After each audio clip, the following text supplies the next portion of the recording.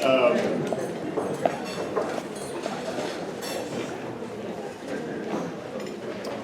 might try this without slides. Who wants to do that? So what I'm going to talk about, I'm going to fly a little bit, because I can make it a ways of my own, I think. Yeah, right. So I'm going to talk about intervals between spawning bouts in interoperous fish species, specifically lake sturgeon. But it applies to a lot of fish species. And fish species are, most fish are, most fish breed annually, right? Many fish also are interoperous, which means that they don't spawn just once in their lifetime. They spawn several times after reaching maturity. In a long lifetime for a fish, there's lots of wiggle room for maybe not spawning in one given year or another, and there are lots of fish species who don't spawn in every year. Beautiful. So I'm going to talk about that in terms of this little diagram here, which is a simplification, obviously, of a fish's reproductive cycle. The lighting over here, right? So the cycle diagram here between breed and feed, which are words I've chosen because they're short, reflect a migration, a spawning migration in fish, or a reproductive migration in general.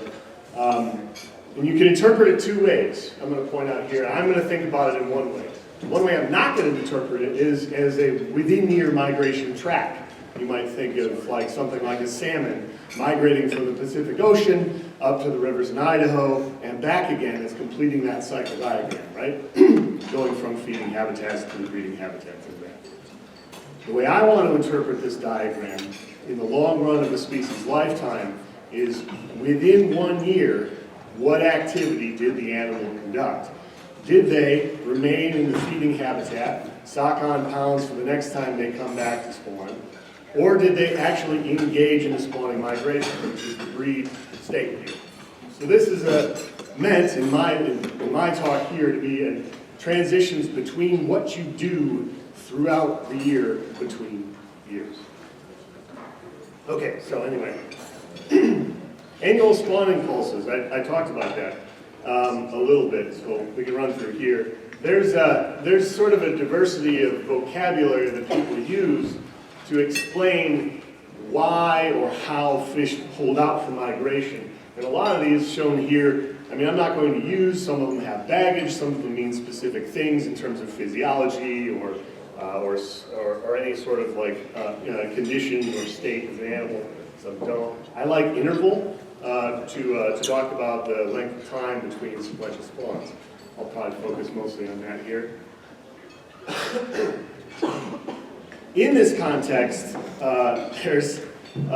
because there's this opportunity to spawn or not in any given year, then something has to drive the decisions of animals to engage in spawning. And decision is a sort of a bad anthropomorphic word in this sense because animals are probably not contemplating this like Hamlet is here.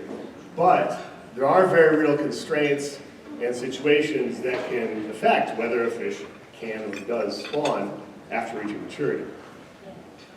Constraints could be the duration of a reproductive cycle, for instance, if parental care is long-term, or if something like gestation happens for viviparous species, and that might lengthen throughout greater than a period of time where the next spawning bout would occur. Resource scarcity could affect things, could be a very real constraint, where if you can't eat enough food, you can't build enough eggs to spawn. Behavioral decisions can come into play. Landscapes of fear could affect the behavior of animals and cause animals who perceive to be a fitness risk to not spawn because they might have a better chance the next time around. That could be due to stress. Or it could, form sort of like acute environmental conditions like very hot temperatures, for instance. And again, to bring the cycle diagram back, what some of this, I think, suggests is that these constraints and these behavioral decisions, they happen from year to year, but they don't necessarily happen in an instantaneous fashion, so the history of spawning in these fish matters too. Did I spawn last year And whether or not I did is going to affect my decisions for whether I spawn this year. And so what I have here is a little matrix down there, a transition matrix, which is sort of the simplest expression of like a state-dependent state transition process. Did I spawn last year? Well, I have a different chance of spawning next year than if I didn't. That's cool. So why care about temperature? It is the master variable.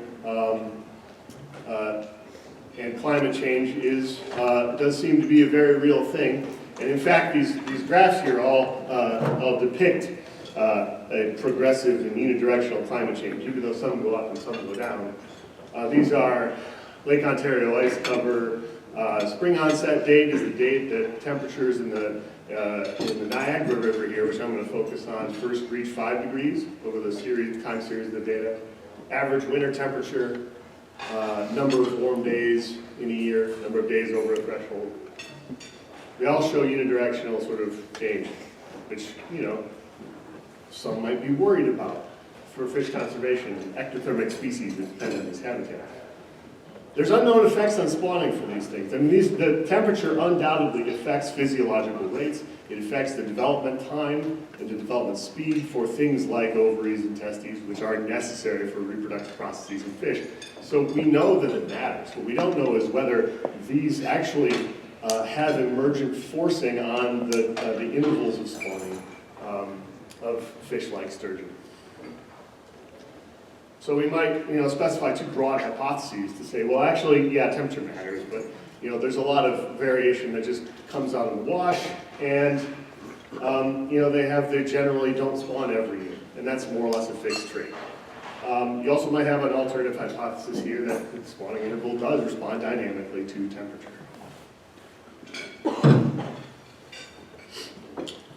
And there's the lake sturgeon, or at least two pictures of one. Long-lived interoperous species, known for periodic spawning. Interesting for this case because they have they're well-known and persistent sex differences in the interval of spawning for these sturgeons, but also for lake sturgeon. Males spawn more frequently than females, and they're also migratory. The migratory thing kind of helps because then we can more. It's easier to see spawning happen at a population scale.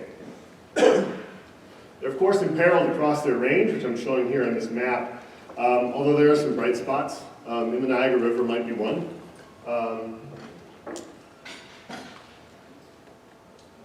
And there's the Niagara River there.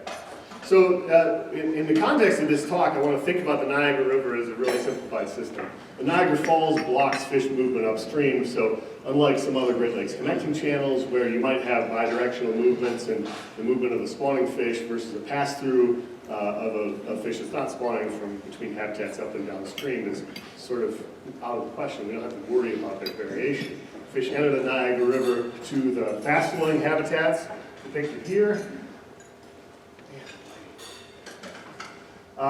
which are generally in this section of the lighter green map on here, like between Niagara Falls and the edge of the Niagara escarpment as water flows out towards Lake Ontario up top. This is where there's high gradient, high substrate size, large substrate size, good spawning habitat. Depositional habitat is probably good for feeding, is prevalent in the lower river and in Lake Ontario. So again, there's these sex differences which we think are going to determine how often or how frequently fish engage in a spawning migration into these sort of high flow habitats. And then temperature may actually explain some of the variation in year-to-year probabilities of that transition.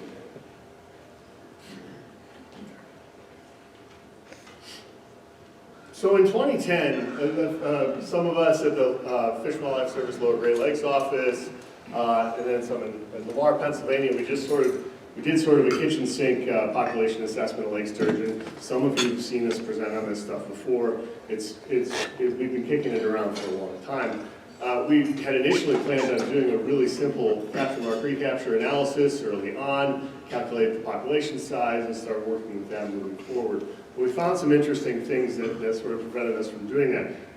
One of them was our recapture rates for physical capture were abysmal, so it became clear pretty soon that we needed to do something to figure out why. So thus, physical capture, I'm taking out 2010 here for simplicity, but continued through 2018.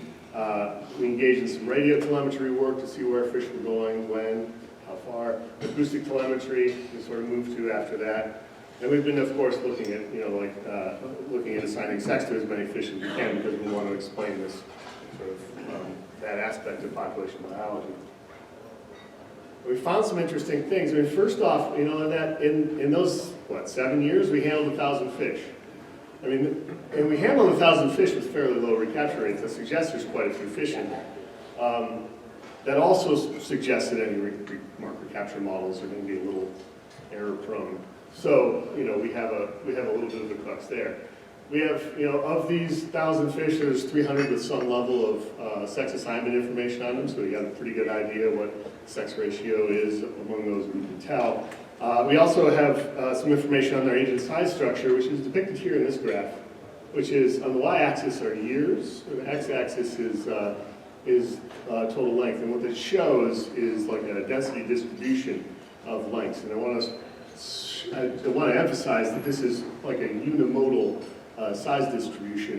It doesn't really change through time. It suggests that we have one or few cohorts at play and very little recruitment.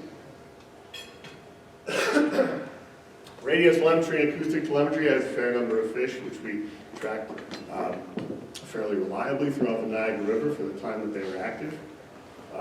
And in doing so, we noticed that, like we expected, there were some differences in spawning interval. This little chart down here shows the migration interval. X is the number of years. 1 is spawning every year, in a sense. And then you've got the number of observed patterns. So these are from the acoustic telemetry, the number of observed 1-year returns, 2-year returns by sex. And what you see is that the gray bars, which are males, are concentrated around 1 and few. And the darker bars are females, which tend to delay more, so that repeat spawns don't really happen. It's more like 2 or 3 years. We also notice that there's quite a lot of variation in temperature regime during the spring when these fish spawn. That temperature regime is that, like, it has to do with ice out in a large sense. When the ice comes out, the water starts to warm. And we have quite a lot of variation. Down here in this part of the curve, these are different lines, traces through time of temperature, the y-axis, for the first 250 days of several years. You just see that there's a lot of wiggles. Some of those lines ascend very early, some don't. So to go back to this, we had some challenges with these data. I mean, these are kind of, like, at this scale, these are kind of gappy data. They involve imperfect detection. They're essentially market capture data. We have to use some of those methods too. We don't know exactly sex assignment. We have to make some assumptions and jump through some hoops to make sure that our assignment of fish to being in a spawning or not state makes sense. But we do that in the Bayesian capture mark recapture model, which I can talk to you guys about as much as you want, but we really do not have time to go through much of it here. What I can go through is what happens at the core and what we're using it for. We're using it for a logistic regression, essentially, that's at the middle, in the middle, estimates the probability of transitioning from a breeding state to a non-breeding state, or from a non-breeding state to a breeding state, for fish between years. So that goes back to that, we're using this little matrix transition model here.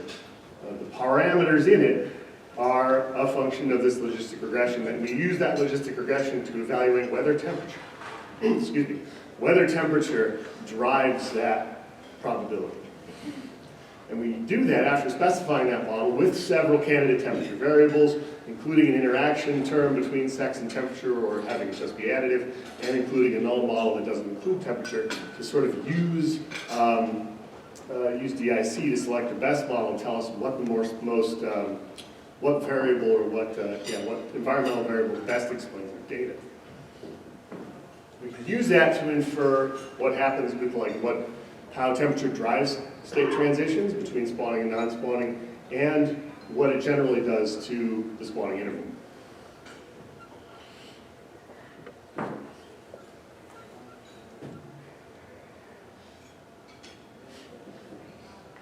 best environmental variable is a spring onset date in the previous year.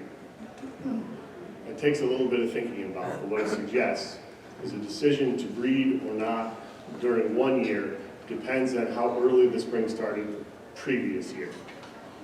So what we think about that is the previous growing season is what determines how likely a fish is to spawn. I don't have a ton of time, so I'm going to scoot through the transition probabilities themselves, except to say that these transition probabilities, which are on the y-axis here, across our temperature variable on the x-axis, show that there's variation from cold to warm temperatures, from early to late springs. That suggests something about climate change. And suggests that we might, thank you. It suggests that the spawning interval is a function of this stuff and it will change with temperature. This plot, this is like that graph I showed earlier. This is the probability distribution of spawning intervals on the x-axis for males and females. Males are dark gray, males are light gray, females are dark gray. And you can see here, just like sort of our data, which you might expect, males tend to come back every year, an interval of 1. Females don't. They have a much longer interval.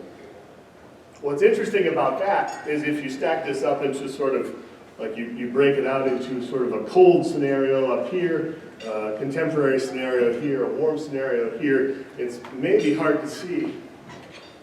But what I want you to see is that there's this concentration of the mass of those bars that's near the y-axis in each sequential step.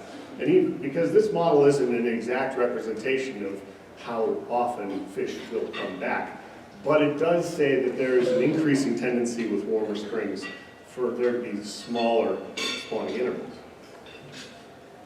And if we take the average from these probability distributions, we can sort of see in a broad sense how it changes, where in sort of the cold case up here at the top, spawning intervals are 3 years for females, 2 years for males, and sequentially moves into a situation where it's more like 2 years for females and 1 year for male.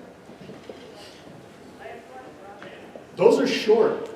They're short compared to what you might read in some of these, like in some of the old literature, which I've sort of pictured up here, which would suggest that females might not come every 5 or 7 years or something like that. Well, males might wait 2 to 5. So there's something that's different about that. Some of that might be better analysis methods. Some of it might be climate change. That's something worth investigating, I think.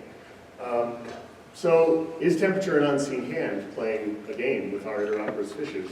Maybe. I think it bears more investigation. I think it doesn't preclude there being other effects either. If we have a narrow age distribution, for example, age might have a large role to play in structuring these intervals as well. I don't have a lot of time, so we'll jump straight to questions, but thank everyone for help with this. There were a lot of people who've had their hands in this work and all have improved it.